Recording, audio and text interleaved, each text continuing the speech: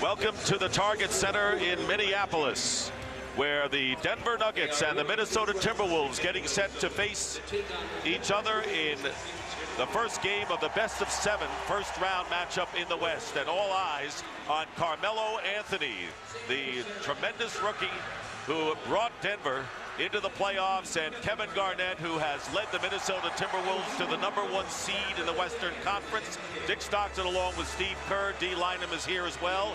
And a 1-against-8 and a tremendous matchup this should be for Minnesota trying to get out of the first-round doldrums. Two totally contrasting styles, Dick. You've got Minnesota that plays that half-court defense.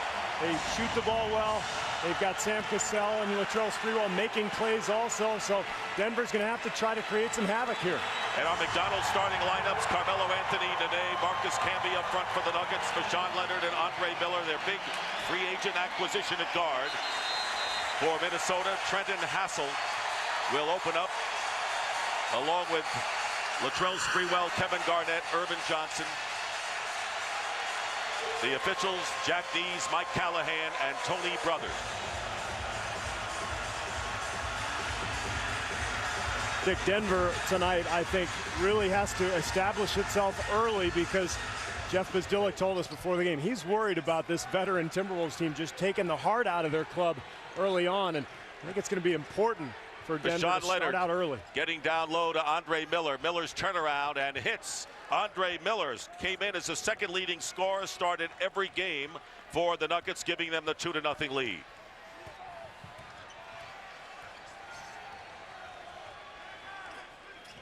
Sam Cassell, one of 3 top scorers for Minnesota. The basket counts and the foul. Irvin Johnson gets knocked to the floor. And the personal foul is called on Carmelo Anthony. A little screen and roll action here, and this is where Cassell really is at his best, in that in-between range, that 15-foot area. He's probably as good as anybody in the league from that range. So Irvin Johnson, who was fouled away from the ball on the free throw line. Irvin Johnson does all the dirty work starting at center, plays about 15 minutes of a game, and the Timberwolves take the 3-2 lead.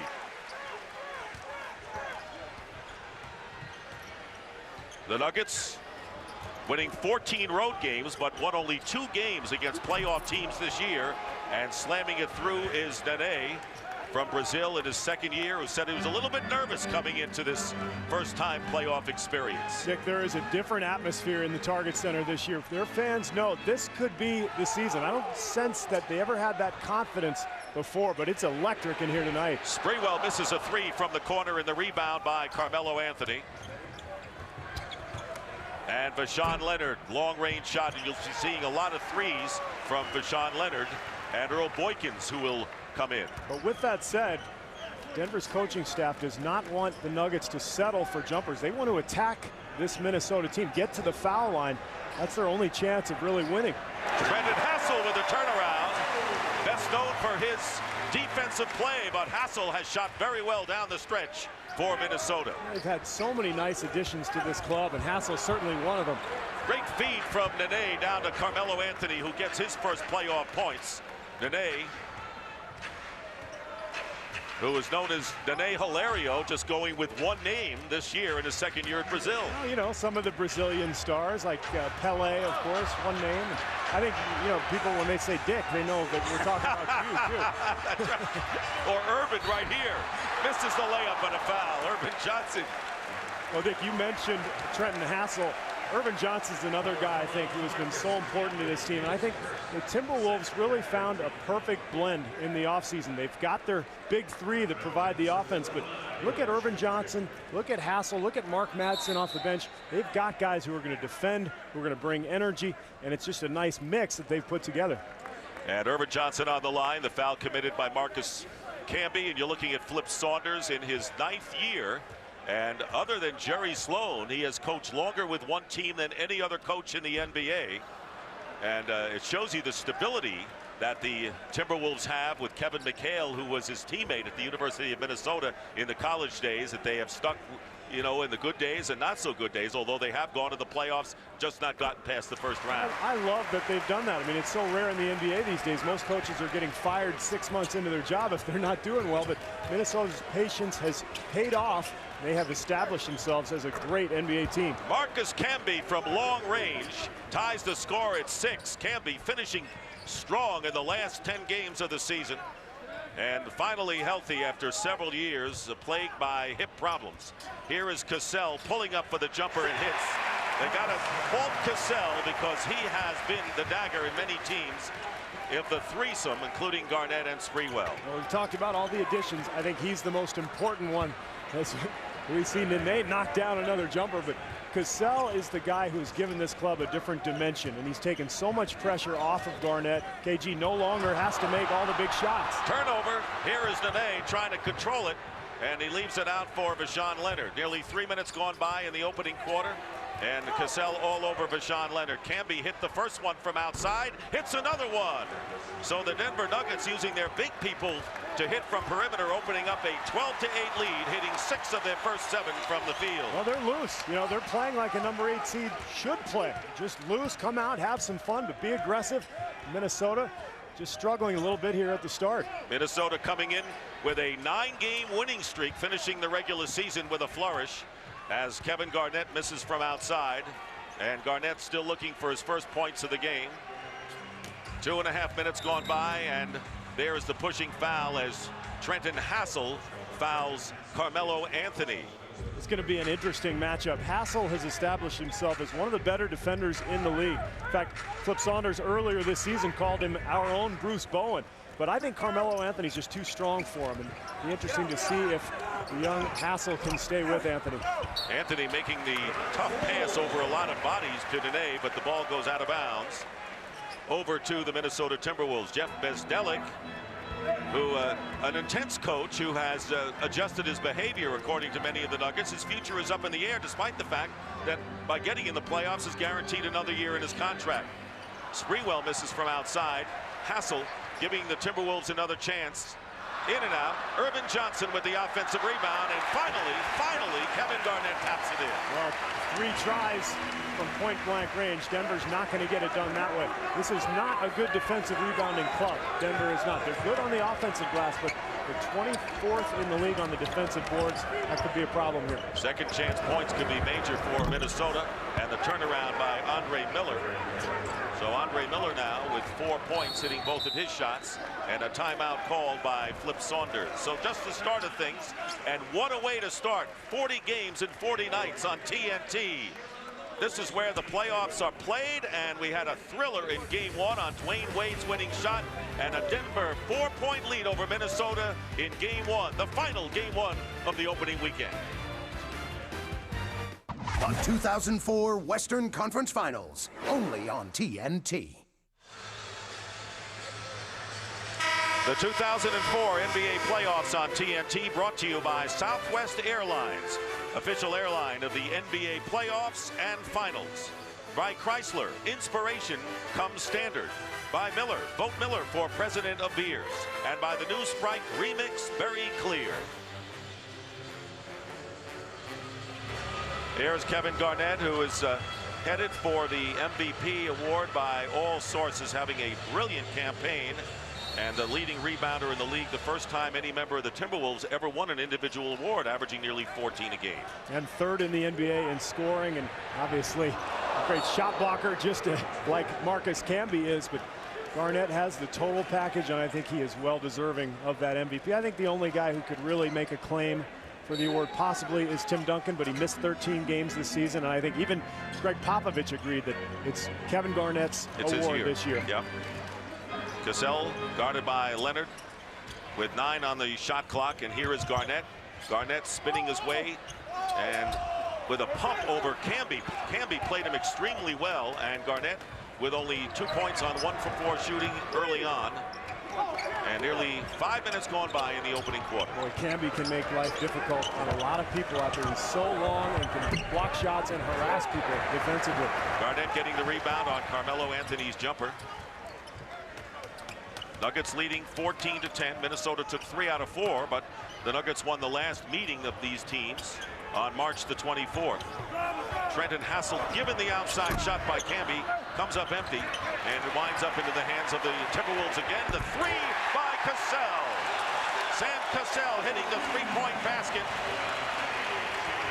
And it brings the Wolves to within 1. And once again, the offensive rebounding, or lack thereof, it hurts Denver. Second chance points now are killing them.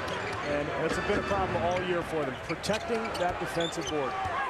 And this is not an exceptionally physical, tall team going in, and the charging foul is called. Charging foul called against Carmelo Anthony. That is his second of the game. About this offensive board, and that's what offensive boards usually lead to, wide open perimeter shots, because you can't recover when you're scattered like Denver was there. And the other end, how about the defense of Trenton Hassel? Quick feet, using that quickness to get in front of Anthony, and he had nowhere to go. So Carmelo Anthony goes to the bench having scored 2 points, and a tough situation for the Nuggets, replaced by Rodney White. So Anthony, who did not have a big scoring series against Minnesota during the regular year, on the bench with 2 fouls. Here's Garnett, guarded by Nene. And Garnett with the fall-away shot.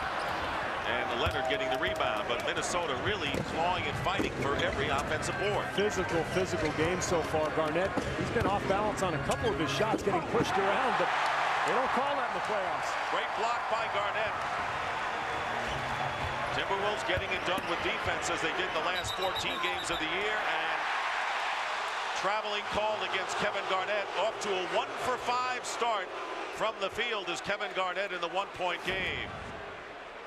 Well, Minnesota, a lot of people are questioning how confident they'll be. It's been well documented. They've never made it out of the first round. A lot of people saying, hey, this is going to be a nervous club.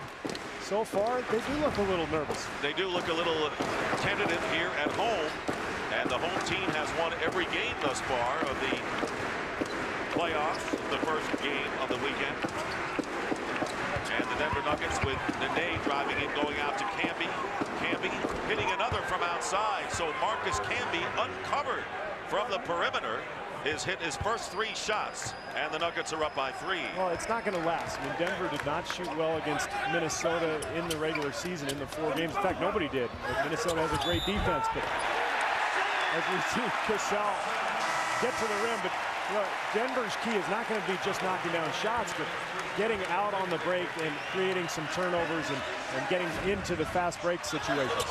And here is the basket and the foul called against Andre Miller. And Sam Cassell looking to complete the 3-point play, looking for his 10th point of the game. Michael Olowokandi and Wally Szczerbiak have come off the bench for the Minnesota Timberwolves, and Cassell has tied the game at 16-16. You make a very good point about the Timberwolves, because they're expected to get past the first round. Last year it was the Lakers, even though they did have home court. But what happens after that? And they have to really be convincing in beating Denver. I think so. I think it was very important for them to get the #1 seed. I don't think it mattered so much for San Antonio or the Lakers, but it meant a lot to Minnesota. This will allow them to establish some momentum here in the first round against a team they should beat. Olowokandi, who has scored well against Denver with the turnaround. Olowokandi, the former LA Clipper. You know, this Minnesota Timberwolves team, you talk about their playoff woes as you look at the 2 teams that upset #1 seeds, the 2 A teams. One of them, of course, the Denver Nuggets back in 1994. But you got to remember, that was a best-of-5 series. Now we're best-of-7. Garnett on the turnaround. So Kevin Garnett on a 10-2 Minnesota run. T-Wolves up by 4. Dick, this is a different Minnesota team. You see Olowokandi coming off the bench, Wally Szczerbiak. Before long, you'll see Mark Madsen, Fred Hoiberg. This is a deep team. I think it's a more confident team, and it's a club that will play much better as the playoffs go on. And keep in mind, Sam Cassell's got a couple of rings. Mark Madsen's got a couple of rings. This is not an inexperienced club. It's just a team that needs a little bit more experience in the playoffs as a group. Defensive 3-second violation called against Minnesota, and Vashawn Leonard missed the free throw, and it'll be the Nuggets getting the ball out of bounds. John Barry, talk about playoff experience. John Barry has had it the last 2 years with Detroit, and coming into the game as well as Michael Doliak, who played most of the year with the New York Knicks. So there you see the playoff experience in the combined games between the two teams. Of course, Barry had some times in Sacramento where he had big shots, big moments for the Kings, so he's no stranger to this stuff. Rodney White with the turnaround jumper. 4-point Minnesota lead. They've turned this around quickly after the Nuggets took the 4-point lead. With nearly 3.5 minutes to go in the first quarter, Dick Stockton, along with Steve Kerr and Dee Lynam, and here's Wally Szczerbiak hitting the three. Wally Szczerbiak, who missed the first 53 games with a foot injury and a career 50% shooter, and really gained the mark from the field as the season wore on. And here's Doliak, blocked by Garnett. As the T-Wolves are getting it done at both ends right now. Pulling up is Sam Cassell. And right now, the T-Wolves are on a huge run, leading by 9 points. 15-2 run, and Jeff Bzdelik wants to talk it over. Well, the Timberwolves went to a little zone here, and it led to a wide-open three by Wally Szczerbiak. Timberwolves on a roll.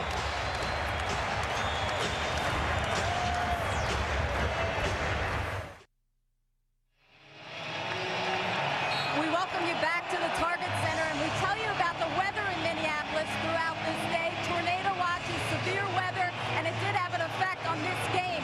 Denver owner Stan Kroenke and general manager Kiki Vandeweghe had planned on flying in on the owner's private plane, but because of the weather, they were unable to do so. The front office is represented in their 2 assistant GMs and coaching consultant Doug Moe. But Dick, you can imagine when your team makes it to the playoffs for the first time in 9 years, and you're the owner and you're the architect, you really would like to be on hand. Yes, you should, but maybe you get an earlier flight. Good point. Tell your private plane to leave just a little bit earlier. Earl Boykins is into the game now. He's a spark plug off the bench as the backup point guard, and the cheers as Rodney White fires up the air ball. Well, Dick, Minnesota got off to the slow start, but the thing they've done is they've continued to rebound, and they haven't turned the ball over, and those are the keys in this series. Minnesota just gave up a good shooting percentage to Denver early on, but now that the shots aren't dropping, Timberwolves kind of taking over here. Kevin Garnett with the turnaround. He started 1 for 9, but Garnett now has hit his last 2 shots and an 11-point lead. Meanwhile, the Nuggets have missed 8 of their last 9 from the field. And without Carmelo Anthony on the floor in the half court, Denver's really going to have some trouble scoring. Here's Earl Boykins hitting the jumper. Earl Boykins only 5'5", but the dynamo. But don't get fooled, he bench presses 350 pounds, so he's pretty strong. He is strong, and he's going to try to harass Sam Cassell this whole series, try to wear him out. But the advantage Cassell has is he'll try to post up the smaller Earl Boykins. Under 2 minutes to go in the first.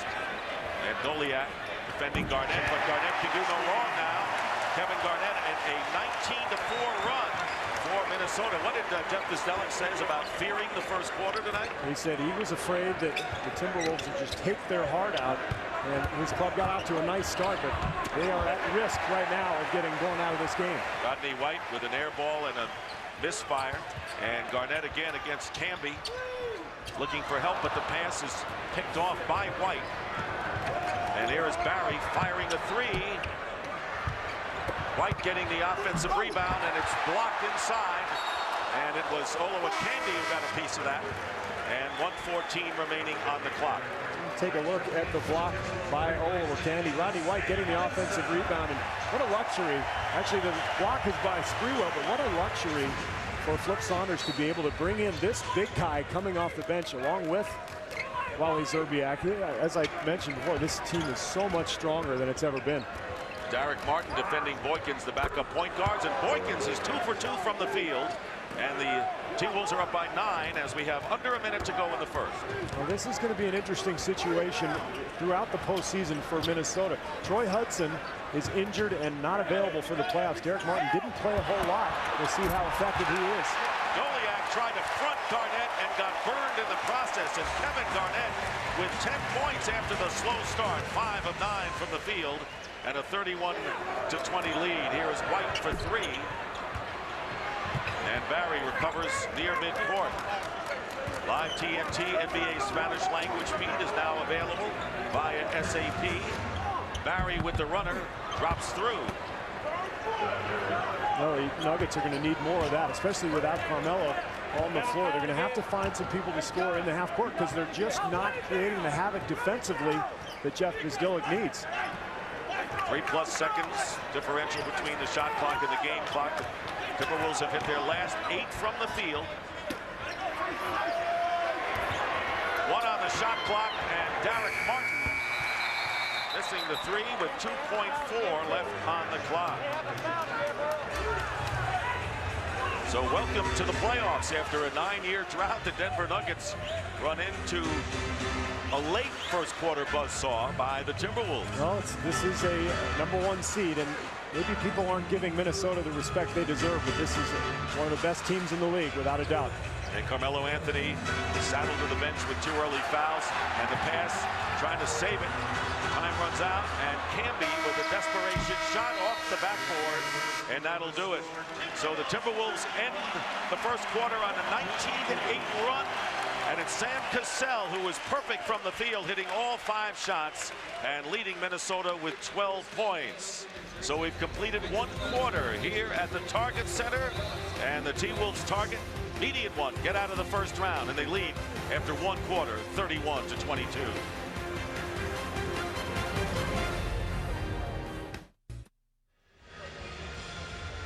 Well, Michael Doliak with the unenviable task of guarding the league's MVP this year. Take a look at this sequence. He's going to front Garnett down on the block. Now, if you do that, you have to trust your teammates to have some help for you on the weak side coming in this area.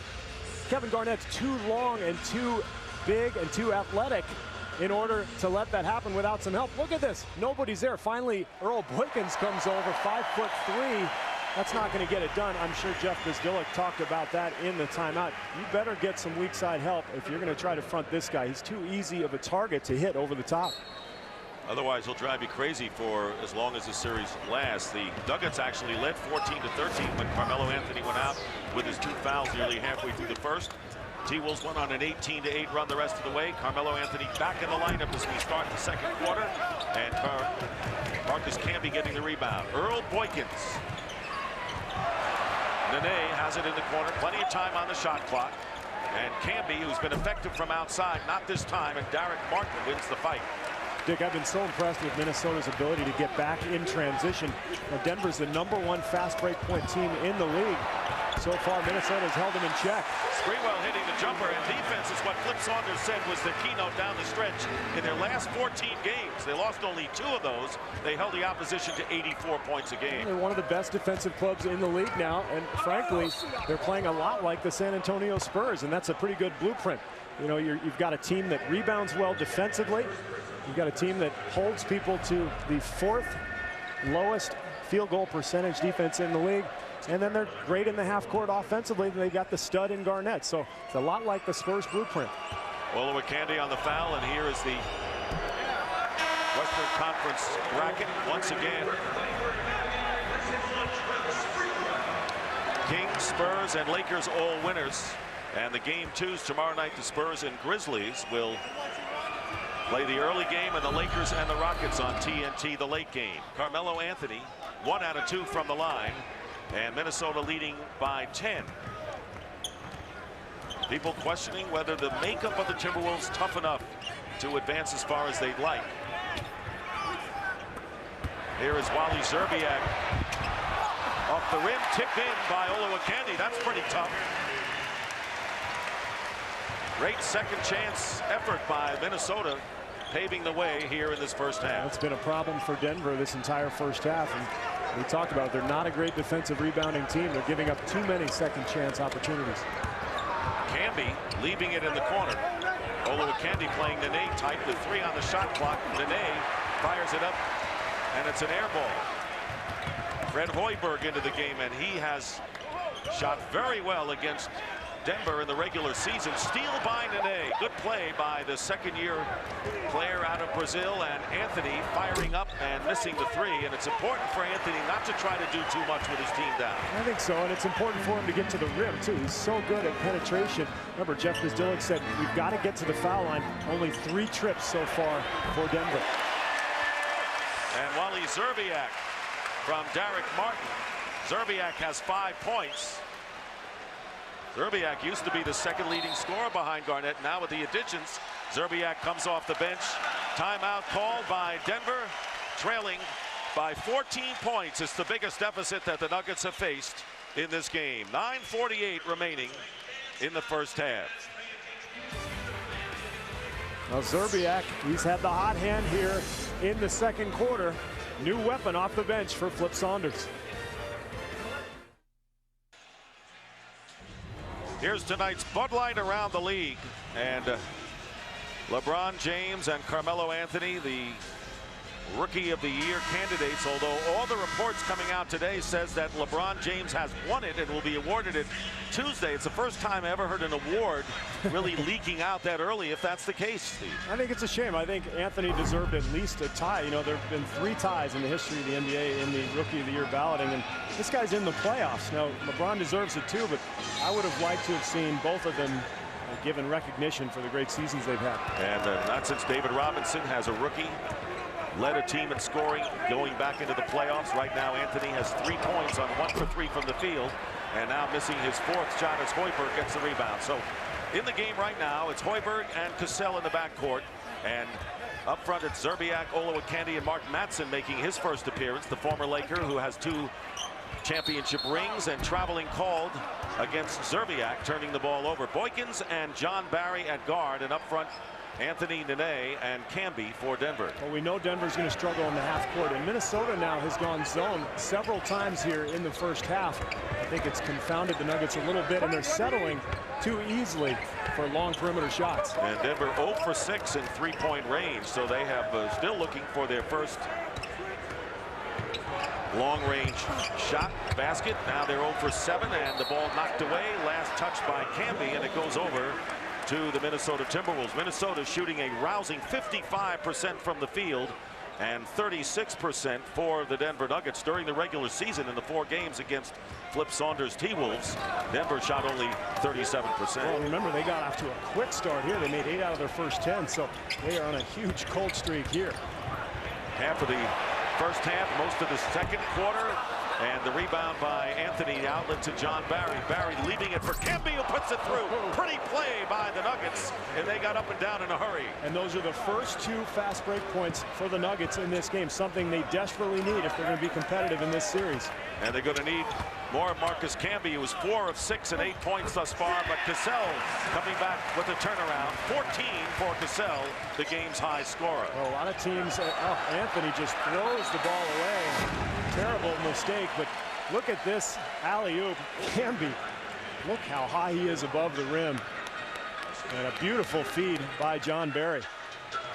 And Anthony, after that turnover, will go to the bench, replaced by Vashawn Leonard. Denver, of course, leading in fast break points this year, and Minnesota down to 19. That's not their style. Cassell trying to save it. Did not call a timeout. Here is Boykins. Zerbiak, the only defender back behind a Barry, in his foul. Boykins very alertly going behind to John Barry, and Barry fouled in the act of shooting. Well, that's what creates fast break opportunities, is steals, and that's just the 4th steal so far tonight for Denver. Minnesota has done an excellent job of taking care of the ball, as they have all year, but again, Denver must create fast break opportunities through steals, through creating havoc defensively in order to generate some easy points. John Barry, well-traveled but well-experienced in playoff years. This is his 8th consecutive year in the playoffs, and he's been a hot shooter against Minnesota, hitting 11 of 19 during the regular season. The foul was on Hoiberg as Andre Miller checks back into the game. So Miller joining Barry. Boykins sitting down. Well, Barry is a guy you love during the playoffs because he's fearless. He's one of those guys who can't wait for big games. He wants big shots.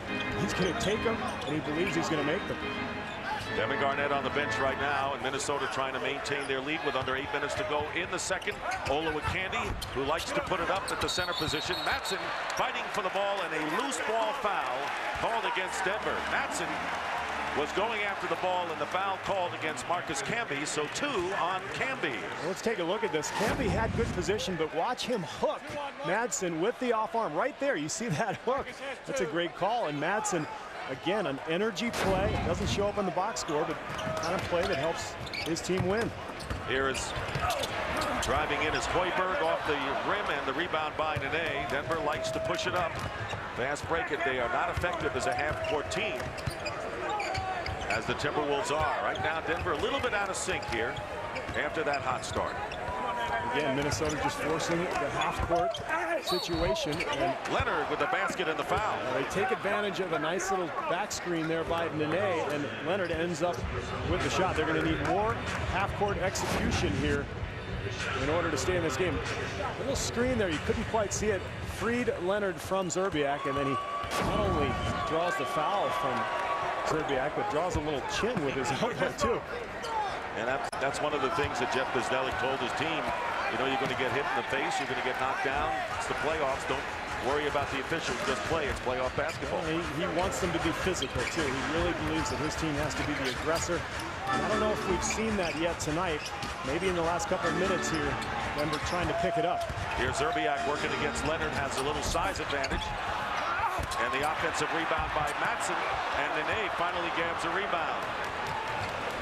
Denver trying to come back. Here is Barry for three, and finally the Denver Nuggets hit one from beyond the arc. Their first three-point basket, cutting the lead to 7, and Flip Saunders, whose given name is Phil Saunders, wants to talk it over. Well, let's take a look at Szczerbiak going up for the shot. Excellent box out by Matson, but he can't convert, and when he can't get that shot to go back in, it leads to the fast break opportunity for John Barry from the three-point line. I like things in life that are the best. My best friend. The best shortcuts. The best cuts. And of course, the best place for these. My son. Chris, let me call you back. I'm a little busy. Now at Radio Shack, save $130 to $150 instantly on select Sprint PCS phones, including color screen and camera phones with a 2-year agreement. Did I mention the best sport? Radio Shack. Greatness is not a birthright. It's not something that can just be handed to you. The 2004 NBA playoffs on TNT, brought to you by Chili's. Want more flavor in your life? Come to Chili's. And by Hyundai, when your car comes with America's best warranty, you win. Hyundai. Well, the Nuggets on a 9-2 run since Kevin Garnett went out. For more, here's D-Liner. Well, Dick, we know that the Minnesota Timberwolves had to make extreme changes to avoid going out in the first round for an 8th consecutive time. And they did add 2 proven scores, among other things, to help Kevin Garnett, Latrell Sprewell, and Sam Cassell. Many thought with those additions, KG's numbers would decline. But in fact, he scored 24% of the team's points a year ago. That number is up to 26% this year. And he says, you know what, D? Always being the guy at both ends of the floor really does begin to wear on you. So he admits, Dick, that he is probably mentally and physically stronger at this time in the year for the first time in his career. Drives to the basket, D, and misses, and the outlet to Andre Miller, who lays it in, and it's now 39-34, and they changed that three-point basket by John Barry to a two-pointer. So Denver State still hasn't made one from downtown. But they did get a shot block there from Anderson, which led to the fast break opportunity. Now they're starting to play their style. Sam Cassell blocked by Nene, but comes out to Trenton Hassel, and there is the three-point basket by Cassell. Cassell 7 of 8 from the field and 17 points. They have not found a way to stop him yet. Well, D talked about it. I mean, he's taken so much pressure off of Kevin Garnett. And I also heard something that Kenny Smith said before, and he said, you know what, Sam Cassell doesn't care what Minnesota's track record was in the playoffs. This guy's got 2 rings. You know, he and Sprewell have been there before. They don't care.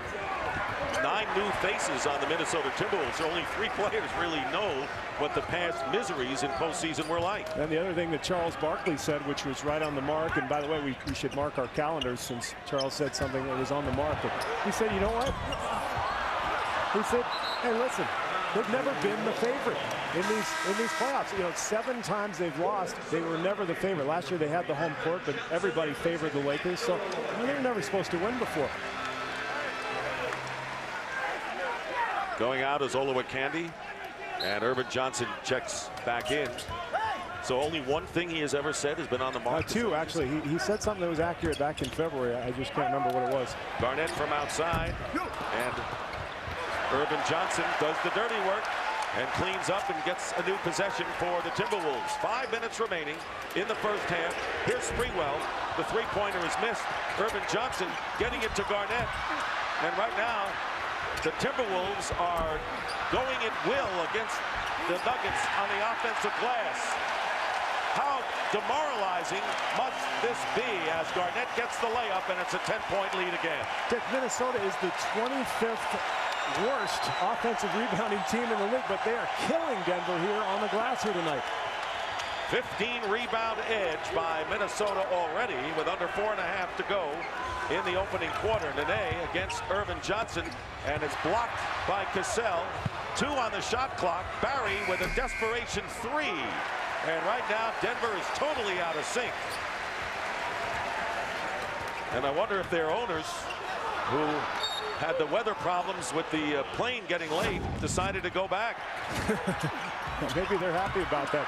Look at all these offensive rebounds, and finally, we'll see Kevin Garnett finish, but it's just not something you expect from the Timberwolves. Denver's got to do a better job boxing out. Well, Minnesota has out-rebounded Denver on the offensive glass by 9. 9 on the shot clock, under 4 minutes to go, and the driving lay-in by Vashawn Leonard. Leonard has playoff experience, of course, with the Miami Heat. Went to the conference finals back in 1997. The lead is 8 as the Timberwolves, after a slow start, have been in control of this game. Here is Garnett in the lane. No foul called, and Jack Nees was right there. The block by Nene. Well, again, Dick, this is the playoffs. You know, it's a little more physical, and those calls aren't going to be made. And Chris Anderson into the game, fighting for the loose ball. So is Barry. I tell you, Denver is hustling. No question about that aspect. Miller in the lane with a runner. Goes in and out. And finally, Garnett with a rebound. Kevin Garnett with 12 points and 11 rebounds. Already a double-double. He led the league in that department this year with 71 double-doubles. Almost another offensive rebound for the Wolves there from Sprewell, and just a careless turnover by Nene. Garnett against Anderson. Flip Saunders doesn't believe it, but he'll take the lead right now. Ernie Johnson, Studio A in Atlanta, with tonight's Gatorade X Factor, and it comes from the opener of our playoff coverage, Miami and New Orleans, and the rookie Dwayne Wade going right to the hole against Baron Davis and over the All-Star Jamal McGlure for the game winner as Miami takes New Orleans 81-79. Dwayne Wade, the X Factor in Miami's opener. They've won 13 straight at home. Dick. All right, Ernie, thank you very much. Everyone's talking about LeBron and Carmelo. Dwayne Wade right there with him, probably third. And you were right, they probably should share the award. But Dwayne Wade, and what a start for TNT's 40 games and 49 playoff coverage. A terrific finish to that game. How about that little move? You see guys go through their legs a lot, Dick, but rarely the opposite way through their legs. It was kind of a little reverse move there. And to get by Baron Davis, one of the quickest, strongest point guards in the league. Boy, Dwayne Wade is really something. And he wanted to take the last shot, too, as the rookie. A lot of people don't. And the basket will count. Kevin Garnett having a brilliant first half after a 1-for-5 start. Nene committing the personal foul. Garnett now has 14 points and 11 rebounds. Well, Denver's really trying to be physical with Garnett. You see Nene here being physical. He's coming in and trying to knock him around. But, you know, Garnett's a lot stronger than he looks. He's so long and lean, but when he gets the ball down on that block, he can finish around the hole.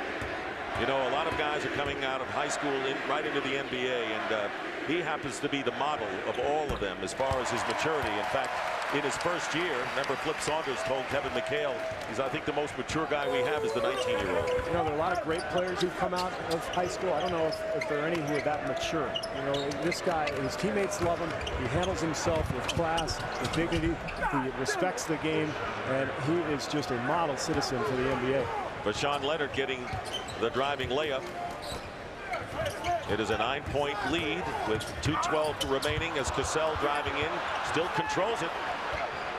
Plenty of time on the shot clock for the Timberwolves. Sprewell, who has scored only 2 thus far, missing the layup. There's Irvin Johnson getting the offensive rebound and tied up. And we'll have a jump ball.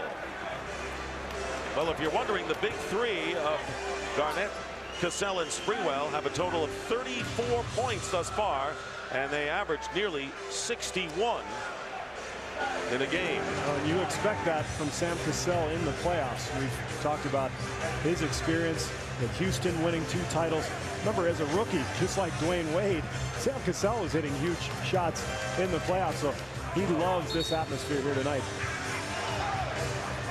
Great addition, and you have to credit the Timberwolves organization. There's a team that lost to the Lakers in the first round by 6 games, changed 9 players because they know where they want to go. The tip control by Denver with under 2 minutes remaining in the first half. Biggest lead for the T-Wolves was 14, and Denver got as close as 5 before Minnesota pulled away again. Here's Carmelo Anthony hitting from outside. And that's huge for Denver and for Anthony. He's got to get himself going here. Denver ran a nice little offensive set there to free him up. So we'll see if that gets him going now. 7-point deficit, nearly a minute and a half to go. Denver trying to make a late first half run here in game number 1. And we'll have a Denver foul away from the ball called against Nene, and that'll be 2 on him. Well, coming up on the Verizon Wireless Halftime Report, Ernie Johnson along with Kenny Smith and Charles Barkley. We have Nick Van Exel as the studio guest, and we'll have an analysis of other first-round action. In fact, other than the Houston Laker game and the game that preceded us with Miami beating New Orleans, the home teams have won handily as Sacramento pulled away at the end against Dallas. Garnett with the shot clock running down with a turnaround. Are you kidding? What a first half. What a performance for Kevin Garnett, 17. Up and over Nene, fading away from about 20 feet. That's ridiculous. The big three doesn't even need Sprewell for scoring tonight. Cassell and Garnett each with 17. And Sprewell bumping into Carmelo Anthony for the foul. Well, you're right. They don't need Sprewell because this guy has got it going. Look at this fadeaway. And Nene, with that athleticism, the length of his arm, he challenged that shot as well as he could, but didn't matter. Garnett knocks it down. And Wally Szczerbiak will come into the game replacing Latrell Sprewell. And, you know, we talked about the bench, too. When one of the big three is struggling, you can bring in a guy like Szczerbiak to balance out the scoring. And it's a luxury Flip Saunders has never had before. This is by far the deepest team he's had. Nene with the jumper and Garnett the rebound. Minnesota really playing tight on the perimeter shooting of Denver. Here's Garnett faking the three, driving against Nene, feeding Irvin Johnson, and the offensive foul called inside. And it'll be against Kevin Garnett. That is his first. Great call by Jack Nees. Camby did an excellent job sliding underneath and really establishing position well outside that arc underneath the hoop. So great play by Camby. Well, the Timberwolves have dominated this first half, but the lead is only 9. Yeah, they haven't been knocked out. Denver hasn't. You know, they're still here, and I think Bzdillic's going to be happy, especially if Carmelo Anthony can knock down 3 free throws here. But what about Kevin Garnett fouling Carmelo Anthony, who almost was behind the line for a 3, and will go to the line to shoot?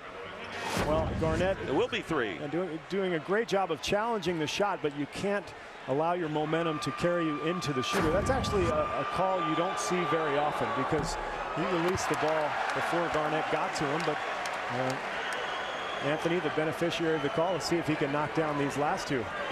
78% free throw shooter during the regular season. Carmelo Anthony, who led Syracuse to the NCAA championship in his freshman year, then going pro and playing the major role as he helped transform this Denver team to a playoff team. Yeah, I think Bzdillic's going to be pretty happy here. They're only down 8. If Anthony can make this shot and then they can defend Minnesota, who's going to take a 20 now to set up that last shot of the quarter. If they can come up with a stop, go into the locker room down 7, they've got to be pretty happy because they really haven't played that well. And Anthony has only 6 points, but Carmelo has been certainly Carmelo Mello.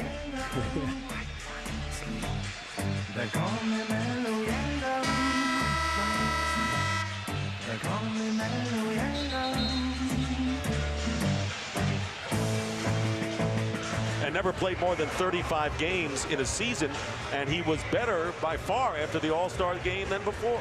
He's been phenomenal, really. I don't think anybody, even including Denver's coaching staff, really knew how good this guy was going to be. And, you know, the important stat on that screen we just looked at, state championship in high school, NCAA championship at Syracuse. Now he's in the playoffs as a rookie. He's a winner. The guy just flat out wins. So is Donovan, who sang that song, by the way. And I don't mean Billy Donovan, the head coach of Florida. That was in your heyday, Mellow Yellow, right? In the 60s when you had the long hair and you were over at Woodstock. And yeah.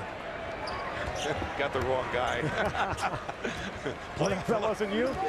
Playing for the last shot. Like you were, Steve. Just like you would have been. Last shot of the first half with the Timberwolves leading by 7. Cassell guarded by Andre Miller. Garnett setting the screen. Chris Anderson into the game. 5 on the shot clock. And a mismatch as Garnett guarded by Miller. And Garnett makes him pay. Well, Carmelo Anthony didn't want to leave Zerbiak for a wide open 3. So nothing that Andre Miller could do. So on the switch, Garnett knew he had Miller, and there is Carmelo Anthony. Oh, no, that's Vashawn Leonard knocked down. Well, take a look on the switch here in the corner. You can't see him, but while Zerbiak's there, Anthony didn't want to leave him. Now, somebody from the strong side should have come over and helped Andre Miller, because that's just too easy of a shot for Kevin Garnett. Leonard walking off, and Sam Cassell, who is the second leading scorer with 17, is with D. Liner. Thanks very much, Dick. Sam, your teammates seemed a little tentative out of the gate. Did you sense you had to be a calming force for them as well as burden the scoring early on? Well, I think that's what Kevin McHale and Flip Sanders what we're here for. Playoff basketball, be able to take over a game when we sluggish. We came out sluggish. Flip just told me take control of the game, take some shots, make some shots.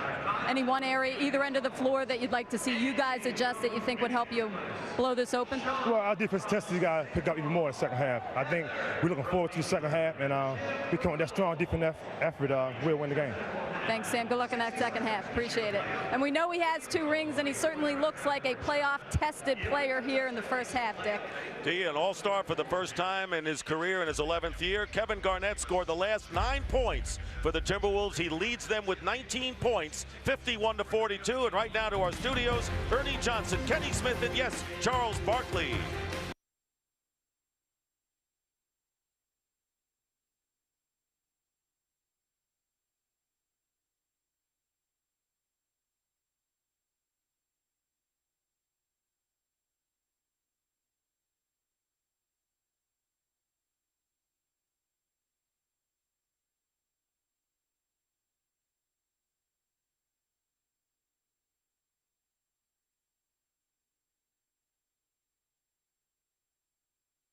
Have got to box these guys out. If we don't box them out, we're in huge trouble, and I think that's the big adjustment they're going to try to make. Now, where else? Obviously, they're 0 for 10 from threes, but they can't rely on hitting threes to try to come back in this game. No, but if they rebound, then they can get out in the fast break, which is what Denver wants to do anyway. So if they can control the boards a little better, cause a little havoc, make some steals, then they can play the style that they're used to. Minnesota Timberwolves doing a great job defensively down the stretch, and in the first half of this game, Kevin Garnett really has taken great pride in protecting the paint against the opposition. That is our home. That free throw line is like the front door. You got side doors on each side, and that being the blocks. And we're responsible for all 3 doors. Just can't. No one has a key other than us. And it's almost like someone kicking that door in, trying to come through, and you having a bat or something else ready to take their head off. That's protecting the paint. Well, that's what's separated this Minnesota Timberwolves team from T-Wolves teams of the past. This is an excellent defensive club, and they control the defensive boards and turn everything into a half-court situation. And when they do that, they're awfully tough to beat because they've got guys who can score at the other end. Absolutely. The only advantage that Denver had in that first half were the points over turnovers. They're a +9 against Minnesota. So they only turned the ball over 3 times, which is pretty good for a team without that experience in the postseason. Now, the guy who did struggle in the first half is Latrell Sprewell. There's another turnover. Yeah, another turnover. Looked like Flip Saunders tried to get him the ball early, and they would love to get him going. Andre Miller, along with Vashawn Leonard, Marcus Camby, Nene, and Mr. Anthony. Carmelo with 7 points on 2 for 6 shooting. in the first half. Only shot 31% during the regular season against Denver. Crashing the boards was Carmelo Anthony, the ball out of bounds to Minnesota as we check in with D-lineup. That Coach Buzz-Delic was talking to his team about those 12 offensive rebounds by Minnesota. He thought they did a great job stopping Minnesota initially. He was also upset that he got not one defensive rebound from his bench. He said, you know what, the good thing is, Dick, we're hanging in. Well, you can say that, and down by 9 is hanging in on the road. I don't think that's a bad situation because we haven't seen Denver play their best basketball, Steve, by any way, shape, or form. I mean, you know what, being down 9, I mean, it's always what people say, hey, we're only down 9, that's great, but they're down 9, okay? And they're playing against a team that just does not turn the ball over a whole lot, that shoots a very high percentage. You're very pragmatic about this, You think so? Yes. This is, you know, we talked earlier about this team being modeled kind of after the Spurs. They don't blow a whole lot of people out. They just wear them down with their half-court defense. So Nene picking up his 3rd personal foul. And Andre Miller now with his 2nd foul. Here, less than a minute gone by here in this quarter.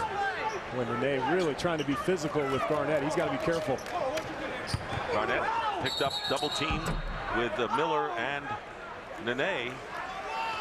And the pushing foul called, so all the action are fouls. That was Miller picking up his 3rd. So Denver has some guys in a little bit of foul trouble right now. Tomorrow's game 2's on the national television schedule. The Grizzlies and the Spurs, and the Rockets and the Lakers. Coverage begins at 8 p.m. right here on TNT. 40 games in 40 nights. The heart of the playoff action right here on TNT, which has been for so many years. Miller driving in is fouled. Spin move, crowd wanted to block, and Sam Cassell called for his first personal of the night. 40 games in 40 nights. Right. We only have to do 39 of them. That's the amazing thing. I mean, it's so we get a break somewhere along the line.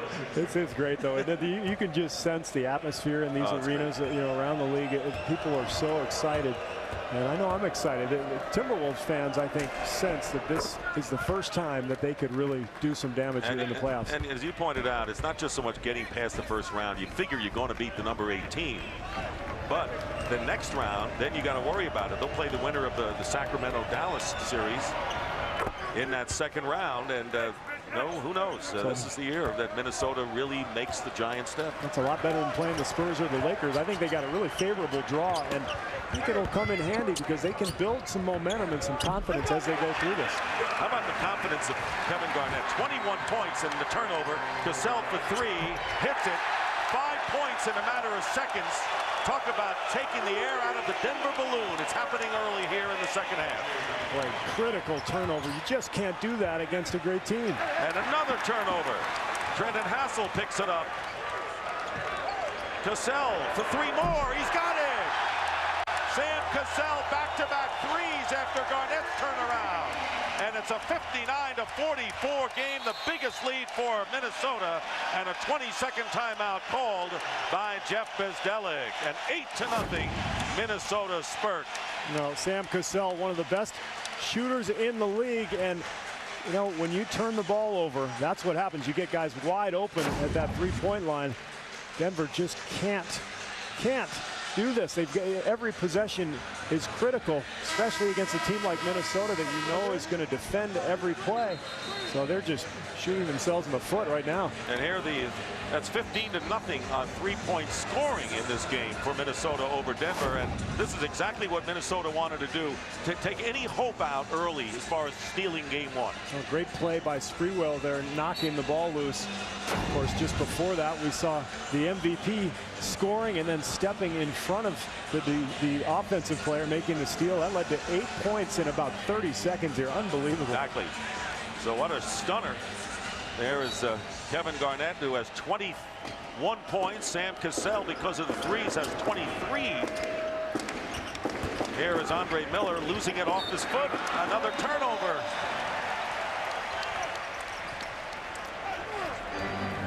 That's 3 in a row by the Denver Nuggets. And this crowd here at the Target Center enjoying it immensely. Game 1, best of 7. Minnesota finishing the regular year with 9 straight wins. Here's Cassell, red hot. Sam Cassell now with 25 on 10 of 10. field. Incredible. You don't think he likes the playoffs? Oh, he's been waiting for this moment all year. Carmelo Anthony has been quiet tonight, double teamed, and the foul is called as Irvin Johnson and Trenton Hassel were over him, and they'll call the foul on Irvin Johnson. So Carmelo Anthony, who has only 7 points, going to the line. Well, Jeff Bzdelik talked about this before the game. The one game that Denver beat Minnesota this year, they went to the foul line 42 times. Now, tonight, they really haven't attacked the rim. That was their 12th free throw attempt.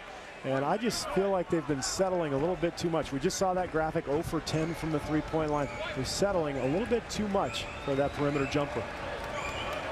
Carmelo Anthony, who late in the year refused to re-enter a game when his teammates challenged his shot selection. He apologized, and I think that was a little learning situation for the rookie. That was a rookie mistake for sure, and let's hope he did learn from it. Garnett against Nene. Nene has 3 fouls and tipped in by Irvin Johnson with the follow. Tell you, Irvin Johnson, remember they tried Olowokandi for a while as a starting center. They're much better with Irvin Johnson. They are, because he balances those guys out, and I love the way he told everybody, hey, I tipped that in. Make sure you get that. But he's a defensive guy, and he really complements those offensive threats they have. And the lay-in by Andre Miller. Usually you raise your hand when you commit a foul, not when you get the lay-in. You know, when you only average about 5 points a game, you got to let everybody know, hey, I scored that one. 63-48 lead. Sprewell, who's had a quiet night, hits the jumper. Sprewell 2 for 8 from the field, but others have picked up the slack scoring-wise in a big way. Now this looks more like the Timberwolves team we've seen all season long. Defending, scoring with plenty of balance, and really imposing its will on the opposition. Garnett getting the rebound on Nene's miss. Garnett now with 13 rebounds. Led the league with that average of 13 during the regular season. Cassell, 3 more for Sam Cassell. 4 3-pointers for Cassell, and the Minnesota Timberwolves have opened up a 20-point advantage.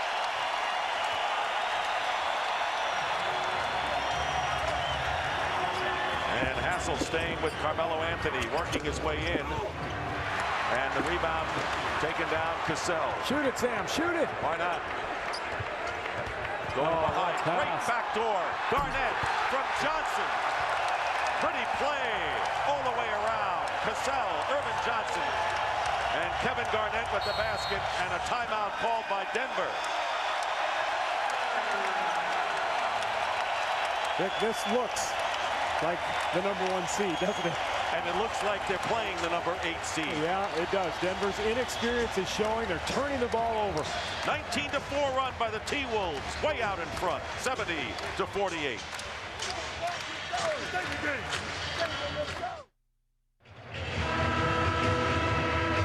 Minnesota has opened this game wide open, I should say, and Sam Cassell a big reason for that. He has 28 points in that last timeout. He was in Kevin Garnett's ear.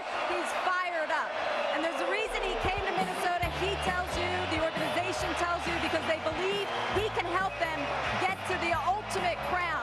He won 2 rings his first 2 years in the league. He believes he has a 3rd one coming then, maybe now.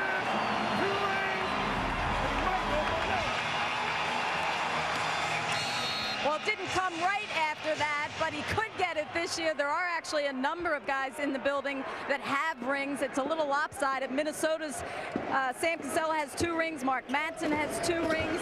Coaches Greg Ballard and Jerry Seasting, each with a ring apiece. Denver, no one on that side. Dick has a ring to speak of yet.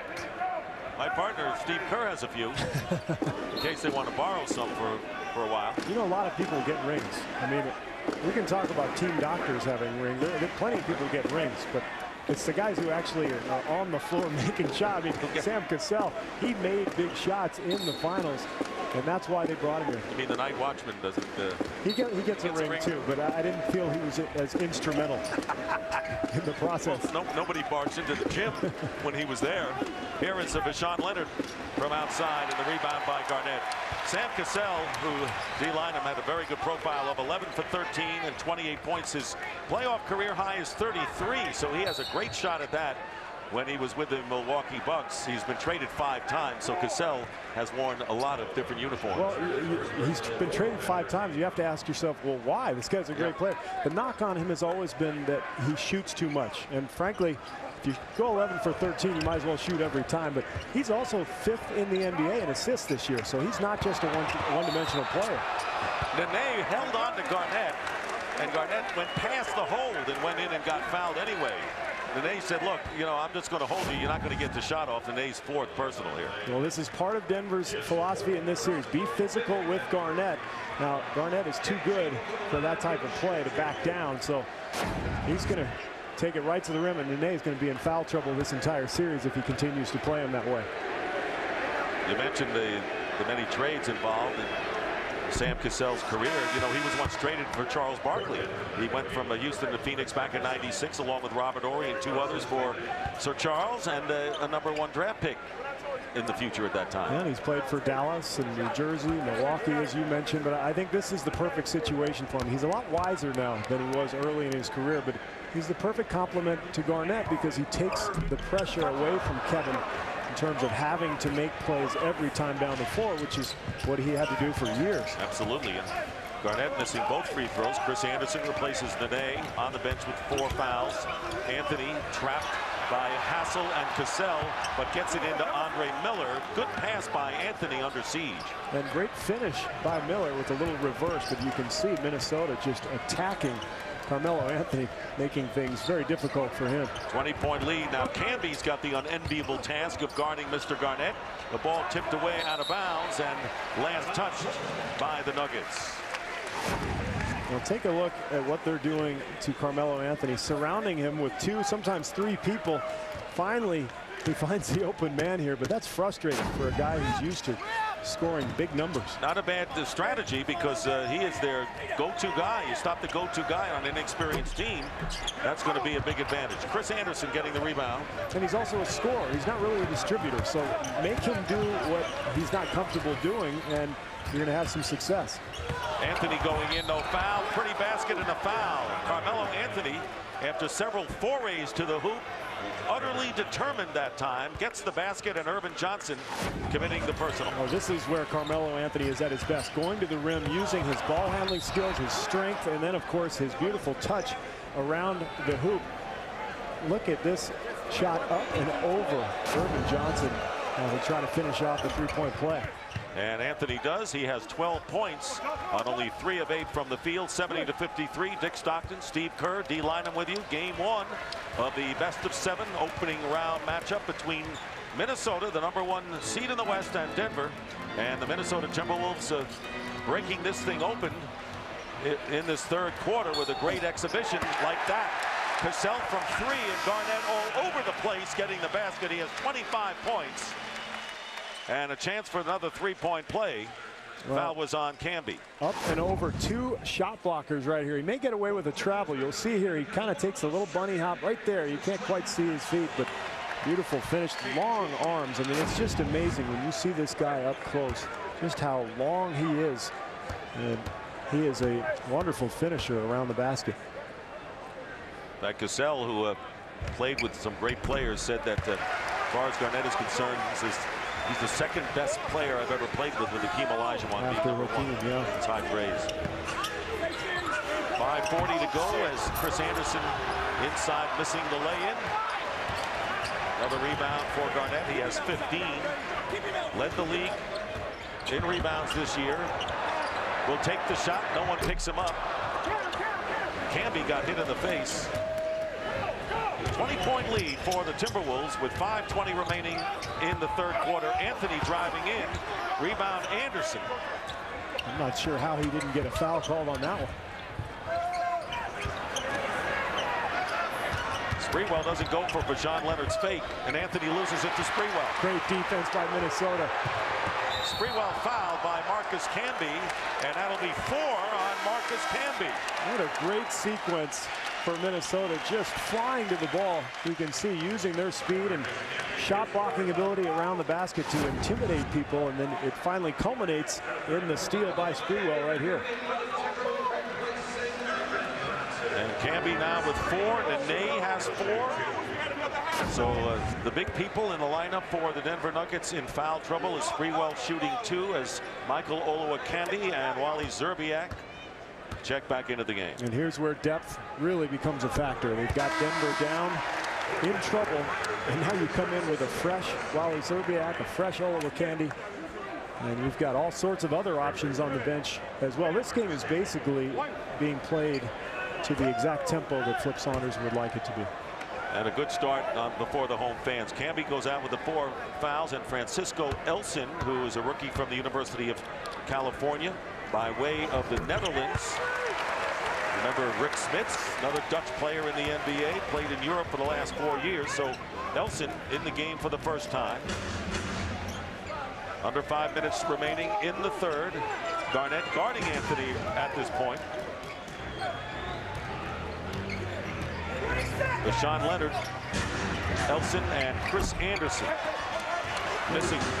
You can see how hard it is to play in the half court when you really don't have a low post player. And really, Carmelo Anthony's the only scorer they have, so it's very difficult right now for the Nuggets. And as Anderson gets knocked to the floor, Garnett called for the charging foul. That's 3 on Kevin Garnett. Well, we've been talking about the big 3 of the Timberwolves. Garnett, Cassell, and Sprewell averaging about 61 points. This is what they have tonight. Actually, it's a big 2 and a huge 2 with 51 points from the 2 and 57. So they're going to go over that 61. They are, and you can see the beauty of having 3 guys who can score is even when one of them has an off night like Sprewell, the other 2 guys can pick him up. Earl Boykins along with Miller, so the 2 point guards in the lineup at the same time. Air ball tossed up by Anthony. Crowd jeering him a bit as they come back up court. And once again, Minnesota's zone defense throws a little wrench in the works for Denver. Ball knocked away. Good defense by Anthony. And Carmelo Anthony nestles it in. And the lead 20 with under 4 minutes to go in the third. He did sort of nestle that in, didn't he? Yeah, I was expecting more of something with a little emotion. Well, he's mellow. He is mellow. He is mellow. That's an excellent point. I'd forgotten that. Yeah, never forget that. Speaking of Melo, Melo picking up his 3rd personal foul. Get an all-access look at the NBA playoffs. Tune in to the NBA TV playoff show, Destination Finals, every weeknight at 6 p.m. only on NBA TV. Hope you're joining our 2nd telecast of the night. Kicking it off for TNT, we had a thriller in Game 1. Dwayne Wade hitting the winning basket as Miami edged the New Orleans Hornets in the first game of that series in the East. We got a doubleheader tomorrow with the Grizzlies and the Spurs, Game 2, and the Lakers going against the Houston Rockets. Well, talking about the Spurs and the Grizzlies, I think that it's the worst thing that can happen. Actually, the worst thing that can happen is if you lose the first game. But if you win, you don't want it to be a blowout, because then there's a natural tendency to let your guard down. So I think the Spurs have to be very careful tomorrow. And I think all of the teams that win big in Game 1 have to be careful in Game 2. The turnaround by Elson, Francisco Elson, getting the shot, and it's 77-57. Is that you're saying if you lose, you can't play any worse, and they can't play any better? I've always felt the best thing to do is win a close game in Game 1. That way you're still on edge, you're still a little nervous, which gets you ready. If you win easily, it's too easy to just let your guard down and think, oh, we got this thing. Mark Madsen getting the loose ball and getting fouled, and so that's good news for the likes of the Miami Heat and the LA Lakers, perhaps. Well, you would think, maybe, but we'll see. But, you know, Charles Barkley said something interesting in the pregame show. He said, you know what, the young guys in the league don't understand that every game's different in the playoffs, and you might get blown out one game, you might come back and completely change the game in the next, and that's where young players really have to learn that it's important to really keep that intensity up throughout the series. Madsen with the air ball, and John Barry will come in for Andre Miller. Leading scorers for the Nuggets. Anthony has 14 and Miller going out has 12. You know, of all those great Lakers-Celtic playoff games in the 80s, most of those games were by wide margins. One team imposed its will. So just because you lost by 15 or 16, come back the next night. Happens all the time. 20-point lead as we close in on 3 minutes remaining in the third.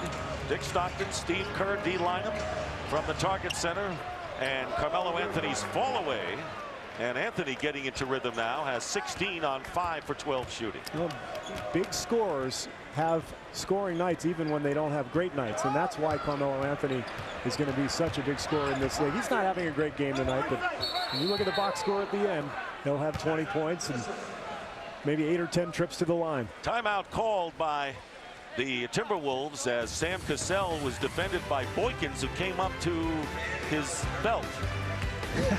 Almost tied him up. Timeout. Knees, I think.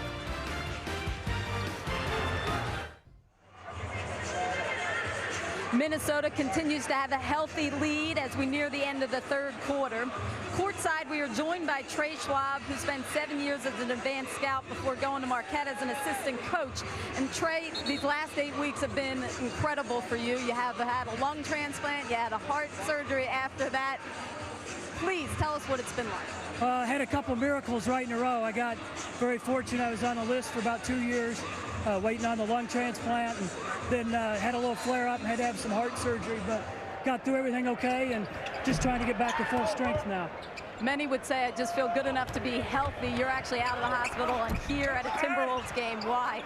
Well, I worked here for a long time. Got a lot of good friends here. They came to the hospital a few times to see me and invited me up as soon as I was ready to get out on my feet and go up to a game. So I'm just real happy to be here. Trey, good to see you, and good health continued, we hope, for you. Thank you, Dean. Dick, an amazing story in terms of his good health, one, and that he would want to be here on hand for his friends tonight. No question about it, D, as Carmelo Anthony drives and banks it in. And, of course, Trey Schwab was with Marquette when they got to the Final Four last year and has to be very proud of Dwayne Wade, who was a hero today for Miami. Yeah, he sure does. What a wonderful shot by Wade at the end of that game, and a great move just to free himself up. But a courageous story. And it's great to see Trey at the game.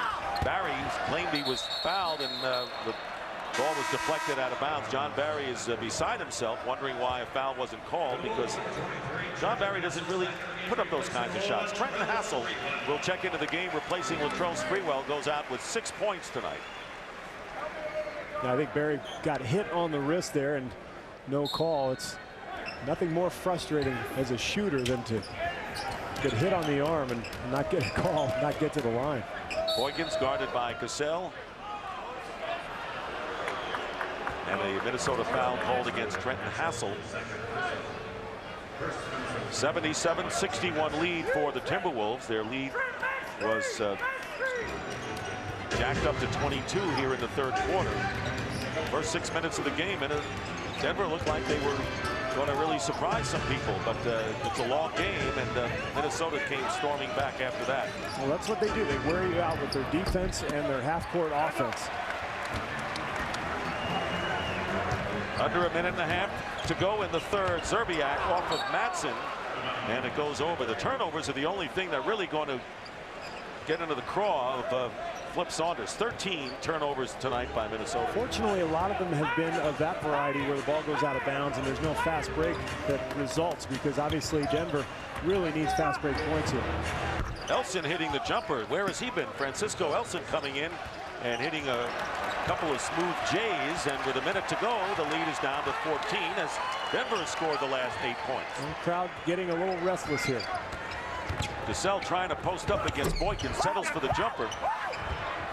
And here come the Nuggets again. Here's Boykins. And Boykins with the lay-in, and it's now a 12-point lead. And Flip Saunders really upset now as the Nuggets have scored 10 straight points. Now, Boykins and Barry have been terrific tonight. They've really given Denver a lift off the bench. And Trenton Hassel is a rally breaker with the jumper. How about that pass by John Barry? Threaded the needle right through 2 defenders. And you don't often see Earl Boykins finishing over somebody at the rim. Right. You see everything sooner or later. Here's Boykins losing his footing.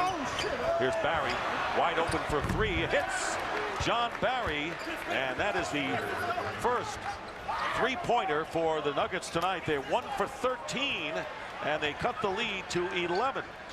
And a steal by Anthony, and the layup attempt missed, and time runs out. What an opportunity the Nuggets had to get 2 more and to cut it to single digits. 3-on-1 for Boykins. He's got Anthony on the side. Somehow he's got to find the young man and get him the ball. So the Timberwolves lead after 3 over the Nuggets, 79-68 in tonight's Gatorade X Factor.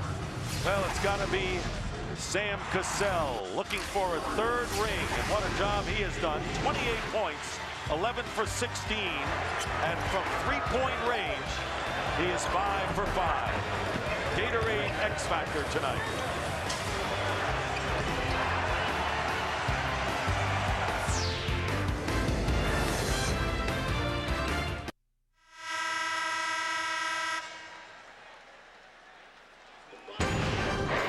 West. Jim West. The Wild West. Just got wild. Now what? Nice head. I think it's killed. Wild Wild West. The new classic. Saturday night at 9 Eastern on TNT. Will Smith, Selma Hayek, and Kevin Kline in Wild Wild West. You've never seen a West like this before. This Saturday at 9 p.m. on TNT. Kevin Garnett is back, and that's bad news for Denver. Why? They were on a 15-4 run when he sat now. In the first half, they were on a 9-2 run when Garnett went out. So when Garnett's not in there, Denver goes to town as Carmelo Anthony misses the 3. And guess who? Garnett getting the rebound, his 16. Well, he is the MVP, Dan. So let's keep that in mind. Okay. Generally, when he's out on the floor, they are going to do a little better. You need to kind of just... So we should play him up. Yeah, let's play him up as much as we can. Here's Olo Akandi against Anderson. Ball knocked away. Zerbiak driving in. And they're going to call the 3-second violation against Minnesota in the lane. Too long. 14 turnovers. That was an interesting call because it looked like Zerbiak was trying to shoot that ball. It was a loose ball. I think maybe Tony Brothers felt that he was passing the ball, and that's why he called 3 seconds. Boykins at the point. With John Barry, the other guard here is Boykins off the glass. Earl Boykins cuts it to single digits again, 79-70, and this may be getting too close to comfort for Flip Saunders. Well, now he's got Sam Cassell on the bench. Flip Saunders does, and Boykins is going to try to get up into Derek Martin, force him into some turnovers possibly. That's how they've gotten back into this game. And Francisco Elson had the interception and lost it out of bounds. There's Cassell with 28 points. 11 of 16 from the field, including 5 of 6 from 3-point range. Garnett has 26. It's been a tremendous 1-2 punch tonight offensively for the T-Wolves. It has. The only thing I think Flip Saunders is going to really be concerned with is turnovers. They have 17 at this point, and Denver hanging around here. Zerbiak forces that shot, and you hear a little murmurings in the throng here at the Target Center. Carmelo Anthony trying to post up against Hassel. Here he is with 6 on the shot clock, and they're calling the offensive foul against Anthony. 4 against Carmelo. What a job by Hassel. He was really that's a special team. A great defender for the Wolves this year. Sliding his feet, that's a charge. That's an excellent call. And I just like the way that this team has added guys like Hassel to complement their 3 scorers. You know, you think of Madsen and Irvin Johnson and Hassel. Now all of a sudden you've got guys on both sides of the ledger. You've got scorers, you've got defenders, and they seem to just blend very well together. That's terrific balance as Derek Martin drives in his foul. By the way, Hassel was waived by the Chicago Bulls prior to the season, so he was an especially good and late pickup by the Timberwolves. Francisco Elson picking up the foul, and there is Hassel, who rarely turns the ball over. Very solid player you want coming off the bench or starting, as he has most of the year. Well, the beauty of playing for a really good team, Dick, is that guys like that are recognized. You know, when he was with the Bulls, he was a good defender, but he wasn't recognized because they were losing games. Right. Now you come to a team that has a great season, and all of a sudden you're a key part, and people recognize your contributions, and it's kind of what winning teams are all about. Everybody getting their just due. Marcus Camby, who was on the bench with 4 fouls, checks back in, replacing Chris Anderson. So right now Denver has Anthony, Barry, Boykins, Elson, and Camby. Derek Martin makes 1 out of 2. 10-point lead with a oodles of time remaining in this 4th quarter. Boykins a little behind the back action.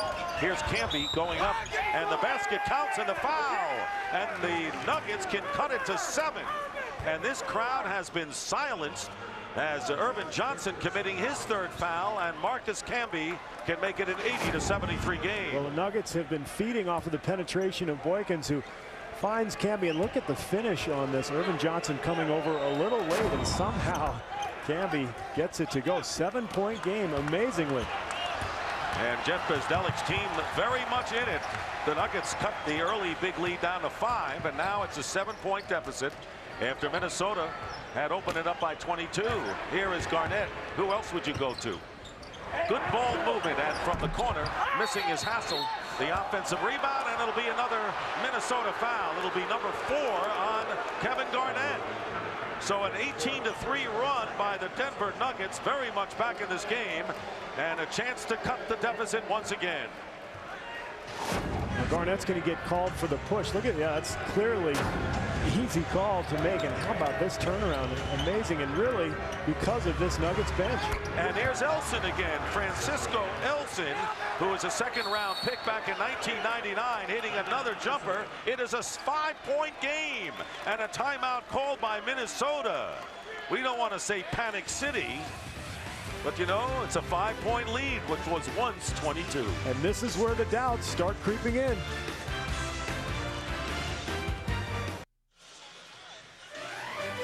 The 2004 NBA playoffs on TNT, brought to you by Honda, the company that defines performance in motorcycles, ATVs, personal watercraft, and scooters. And by Van Helsing. On May 7th, adventure lives forever. Well, we've been spending time talking about what it means for Minnesota to be convincing, and they still can be with 9:37 to go, but Denver won't leave town. Yeah, and you can feel it in this arena, Dick. The crowd is kind of sitting back thinking, what's going to happen? And you know, Denver's bench has been terrific here. Boykins, Elson, John Barry, everybody getting into the act, helping the Nuggets back into this ballgame. All right, let's check in with D right now. Well, in the last 2 timeouts, they were very different. The last one, KG, was kind of fiery, getting in his teammates' ears, if you will. And this last one, a little more subdued. Flip Saunders saying, we just need to be the better aggressor coming out of this. But I thought I was a little surprised that he stayed with Spree on the bench, Dick and Steve. Steve, I guess you could look at it 2 ways. Doesn't want to lose the guys he has on the floor, and knows that eventually he can come with Spree. And Spreewell is into the game right now, so that may be the answer as you talk about being aggressive. Who was more aggressive than Garnett in getting that second opportunity to go to the line? That's what MVP players do, Dick. They come up big in clutch situations, and sometimes it's just something like that, getting to the rim, getting fouled, stopping the momentum of the opposition. And Sam Cassell will check into the game, replacing Barrick Martin. So Cassell, who tonight has 28 points, 1 more than Kevin Garnett, who can equal him with the free throw right here. Flip Saunders Timberwolves in game 1, first 2 games here at the Target Center, and then the scene shifts to the Pepsi Center in Denver. So the 2 free throws giving the Wolves a 7-point lead. Minnesota still only 1 basket in more than 8 minutes. And Timberwolves go back into their zone, which has bothered Denver tonight, and probably a good time to use it. And the thrown out of bounds, hit the post. John Barry on the turnover. Saunders has used this zone, I think, better than anybody in the league. You just use it to change the tempo a little bit, and you can see tonight 4 or 5 times now Denver has really been bothered by it. Garnett over Elson, and Camby with the rebound. Marcus Camby with 5 rebounds to go along with 11. 11 points. Camby goes up. Well, not the shot that you want if you're Jeff Bezdelik. They've come out of this timeout. They were down 5, and they get 2 poor possessions. And this is the sign of an inexperienced club, frankly. Well, these are critical minutes coming up right now for Denver. I agree with you, Steve, because they cut it to 5, as you mentioned, as we welcome you again to the Target Center in Minneapolis. It's 82-75. This was John Barry just throwing the ball into our cameraman, who is not in uniform tonight, I might add. So what is he getting the ball for? But you're right. Now, they came within 5. They lost a little bit. And if they lose more now, that could mean the game. And I think, you know, good teams have to understand where they're going to score in clutch situations. Carmelo Anthony did not touch the ball during those 2 possessions. And Garnett coming back and getting the basket. So again, a 9-point lead, 30 points for Kevin Garnett to go along with 18 rebounds. Minnesota has gone to this zone because of the penetration of Earl Boykins. Boykins was doing a lot of penetrating and getting into the lane, just like this guy just did here, Kevin Garnett. And when you're the MVP, you've got to take over in critical situations. That's exactly what Kevin Garnett is doing right now. That last personal is against Cassell. As you look at Kevin Garnett's numbers, his playoff high, by the way, career-wise, is 35 points. 8 minutes remaining. Here's John Barry. Three-point attempt. Anthony fighting for the loose ball, and here come the Timberwolves. And Cassell fouled by Boykins. So right now, it looks like the Denver Nuggets, following that timeout, have lost a little of their fuel, and Jeff Bzdelik has to hope Denver doesn't really, lose a lot more here, because now it's tenuous for them. Well, give credit to Garnett. I mean, we can't say enough good things about this guy. His numbers are always huge, but just the leader. The critical times that he takes over, that's what makes him a special player. Here's Cassell hitting the shot. Cassell with a 2. So, as Dee had mentioned, Sprewell was on the bench, came in the game. So did Cassell. Cassell hits. He's a little shorter leash in the playoffs, Dick, and Sprewell and Cassell and Garnett will not spend a whole lot of time on that bench in this series. Carmelo Anthony driving to the basket. That's what he does best, is fouled.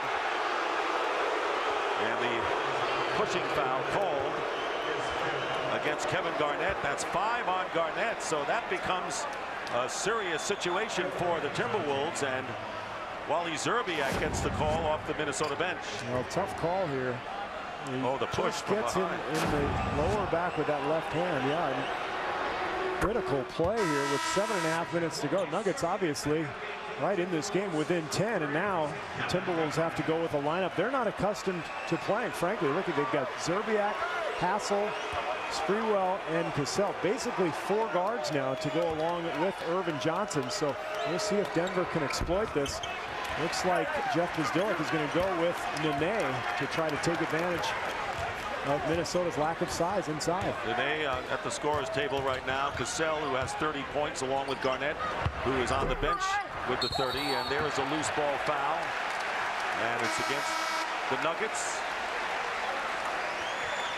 And that foul is against Francisco Elson. And there is Nene coming back into the game. 5 fouls against Elson, who has hit a couple of smooth jumpers. He'll come out of the game, and so the Nuggets will go with Boykins and Barry at guard, and up front Nene, Camby, and Anthony. This is a scary few minutes here for Flip Saunders. You know he'll want to bring Garnett in with about 4 or 5 minutes to go, but Denver, as they've shown, are very capable of making a big run. And if they can get some turnovers, generate some easy buckets that way, Minnesota could be in a tough situation here. Steve, you're right, and they have to do it now with Garnett on the bench, because if they just hold serve, so to speak, for the next 3 or 4 minutes, they will lose that possibility. Exactly right, and I would look for Sprewell and Sam Cassell to try to take over offensively, and it looks like the Wolves will go right back into that zone here with this strange lineup they have. Camby working his way in, fouled. And Irvin Johnson, 5 on Irvin Johnson. So the 2 big men for the T-Wolves are Irvin Johnson and Kevin Garnett, who's on the bench right now, each with 5 fouls. Well, now you've got some options if you're Flip Saunders. You can throw in Olakandi or Mark Madsen, but the reality is you want to go with the guys who got you there, but they've got some tough decisions to make. Denver calls the timeout. 7:02 to go in the 4th. 87-76 Minnesota. The 2004 NBA playoffs on TNT, brought to you by the Home Depot. Go from wondering how to knowing how. You can do it. We can help. By Lamisil AT, there's no better way to cure athlete's foot. By Mach 3 Turbo from Gillette, it's the world's best shave. And by Verizon Wireless, we never stop working for you.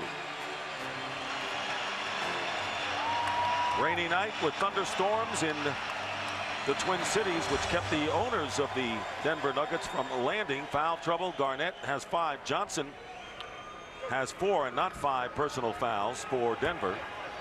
Elson has 5 for Denver.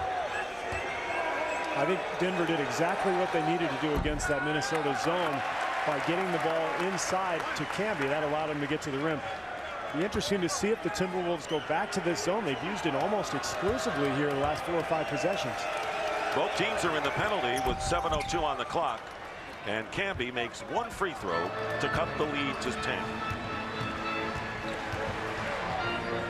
Nuggets with 2 timeouts remaining. Timberwolves have 2 plus the 20. Zerbiak guarded by Nene. And Camby the rebound. That may not be the play the Timberwolves wanted. Yeah, but their options now are Sprewell, Cassell, or Wally. And Camby. Finished by Camby. Great pass back by Nene, and Camby with a chance now to cut the Minnesota lead to 7. And this is what happens when Denver can make a defensive stop. Now they get out on the run. They can get the ball into the rim with some penetration, a little fast break, and all of a sudden they're playing their style of basketball. Foul was on Wally Zerbiak. Camby with 14 points and 7 rebounds tonight. And now it is an 87-80 game, still with more than half remaining in this 4th quarter. Well, we'll see what the Timberwolves will do. You got to think Cassell's going to be the guy to try to shoot the ball. Cassell is blocked from behind by Boykins.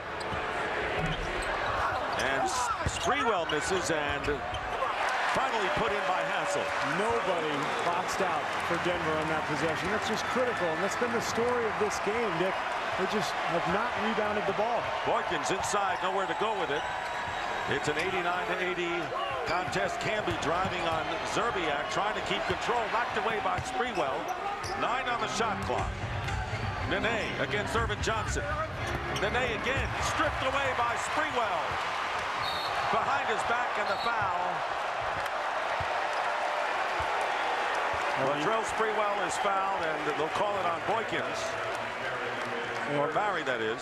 The officials did a nice job there. They were trying to determine whether that should be a clear path foul, but Earl Boykins was clearly behind the play. You'll see after the steal by Sprewell, he'll go around the back. Now that might be a clear path, except that you'll see Boykins there in the corner of your picture. He was behind the play.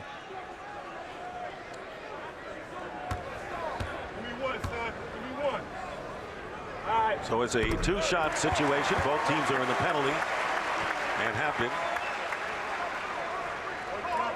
And the Timberwolves just buying a little time here while Garnett continues to sit. And I'm sure that Flip Saunders would love to keep him there till about the 4-minute mark. Dee, what do you have? Well, ironically, earlier today, Flip Saunders said, you know, Latrell Sprewell is the kind of guy that could be 2 of 11 from the floor, and you still want him in the game at the end because he'll make that one play that will help you win. No question. Ironically, Dick, he's 2 of 11. Yeah. Well, he still has time to make that one play you need, Dee. He went to the finals with the Knicks against the San Antonio Spurs. 10 on the shot clock, and Hassel with the interception, doing what he does best on the defensive end. The lead is 11, under 5.5 to play here in the 4th. Seems like every time Denver's been within striking distance, they've made that critical mistake, something I guess you'd expect from a young team. Cassell hitting Sam Cassell. What a night. 32 points. 1 below his playoff high of 33. Garnett on the bench. And here is Boykins. Camby with the offensive rebound puts it in. So it's 93-82, but you'd have to say with Garnett on the bench, the Nuggets have not made enough of a dent, Steve, to make it work here. This is all Flip Saunders wanted. Just buy some time, maintain the lead. I don't think he expected them to build the lead, but just maintain it so you can buy a few minutes. And what a way to maintain it or build a lead. Cassell with 34, a playoff career high. Breaking his mark of 33 with Milwaukee. This is why Minnesota is such a better team this year. Even without Garnett, they've got guys who can come up and make big plays.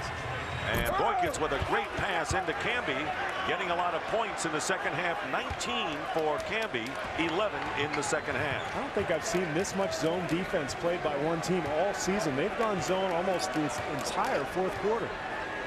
And the Timberwolves were a big zone team last year. Here's Zerbiak hitting a 2. Kenny Smith talked about it in the studio show. This team doesn't have to play as much zone now because they have talent, but they've gone to it here because of the foul trouble, and it's been very effective. So a timeout called by Denver, and with Garnett giving high fives to the 5 in there, Cassell leading the way. This guy is clutch as they come. And a 13-4 edge with Garnett on the bench.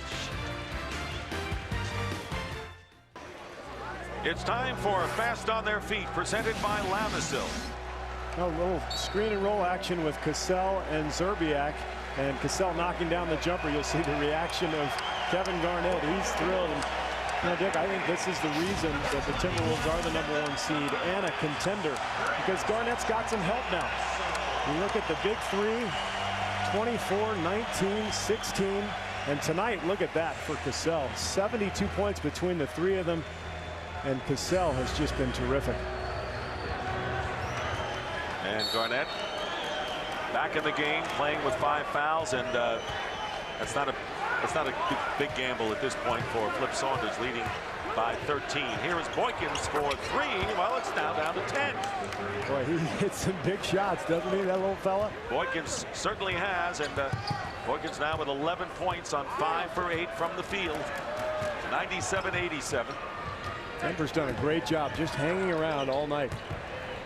Here's Sprewell, up fake, and he doesn't go for it, but Garnett can't put it in. Loose ball, and the ball knocked away, and Anthony trying to shield the Timberwolves player from getting out of bounds, but it was last touched by Denver. And so Minnesota, great hustle play by Irvin Johnson. Yes. And again, the kind of play that these bench guys make for Minnesota. Zerbiak will inbound. Tomorrow we have game 2s. Grizzlies and Spurs at 8 p.m. Rockets and Lakers following that game. The Spurs and Lakers lead 1-0. Both games on TNT. Sprewell with the drive and a foul.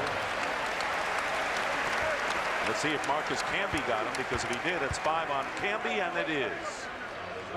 Well, former teammates with the Knicks, Sprewell and Camby, and good friends. And good friends. And remember, they carried that team, that #8 seed for New York in '99 to the finals. Denver was the only other team to upset when they were a #8. Right. Upset Seattle at 163 in the regular season back in '94. That's right. I really felt like that was the only legitimate one, though, that Denver-Seattle series, because in '99, that was a lockout year. There were only 50 games. The teams were all bunched together, and everybody knew the Knicks were much better than an 8th seed. The one with Denver and Seattle, though, Seattle had the best record in the league. Everybody thought they were going to the finals. That was an unbelievable upset. 99-87, Timberwolves lead as we wind down to 3 minutes remaining in the 4th. Here's Marcus Camby. Carmelo Anthony with the offensive rebound and works his way in. Bit too hard off the glass. Well, their inexperience is shown here tonight, Dick. Denver's done a great job of hustling, getting back into this game several times, but at each critical juncture, they just couldn't make the plays to get them really right back in it. They came close for that, but they couldn't make that one play. Garnett with 20 rebounds, and here is Cassell for the 2. Sam Cassell, a game to remember for him. 36 points, 15 for 22, 5 3-pointers. Denver, by the way, has only 1 timeout left, and there's a clock adjustment that has to be made. It's a 101-87 game. And how about this guy just coming up, stepping right into it, just gets a little piece of that line, but 15 for 22. Are you kidding me? And a total of 66 points between the two of them, and 76 with Sprewell, Garnett, and Cassell. So the changes they made, everyone said, why can't Kevin Garnett get his team? Well, give him some help. Give him a little help. And I thought it was so unfair in the last couple of years where people criticized him. Hey, nobody can do it by themselves.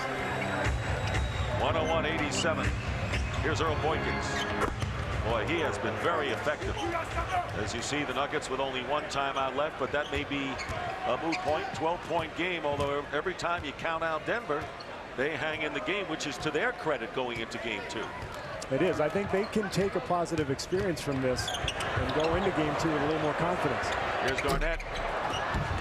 And Nuggets had the rebound. 2 big guys batted it off the glass, giving the Timberwolves a valuable new clock. Yeah, smart play. You're up 12, run some clock, and keep this thing going. There's Cassell driving in, and Cassell is pushed and will go to the line. So maybe Cassell will get a shot at 40, and the personal foul is against Anthony.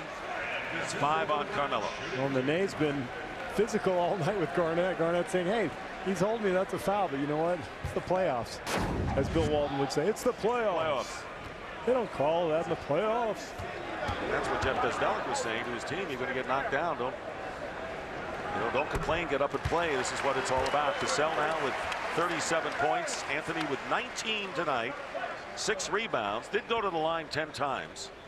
Yeah, he got much more aggressive in the second half, which I thought was key. Settled too often for long jump shots in the first half, but finally got his game going by really being aggressive. And I think that's something Jeff Besdelic will talk with his team about before game 2. They've got to be more aggressive going to the rim.